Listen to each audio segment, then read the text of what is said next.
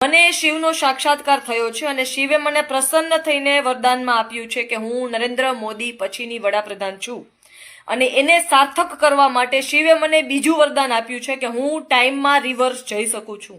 તો મારા 114 જે સહસ્ત્રાધાર ચક્ર હોય એ પણ એક્ટિવ થઈ ગયું છે, કનેક્ટ થઈ ગયું છે. મારી 3 કુંડલીની જાગૃત થઈ ગઈ છે. હું શિવની અખંડ સાધક છું અને મેં ધર્મના નામે કોઈને મારે છેતરવા નથી, એટલે કોઈ જાતનો લુક મેં ધારણ કર્યો નથી અને મેં બહુ પહેલેથી નક્કી કર્યું છે કે મારે પૂજાવું નથી કે કોઈને પગે નથી લગાડવા, પણ ખરેખર સાચી દિશા શું છે, સાચો માર્ગ શું છે, આત્મકલ્યાણનું અને જીવન દરમિયાન સત્કર્મો દ્વારા ઓછામાં ઓછા ગુજરાતની પ્રજા કરોડપતિ બને એવા, મિડલ ક્લાસ ફેમિલી પણ કરોડપતિ બને એવા પગલાઓ કેવી રીતે ભરવા.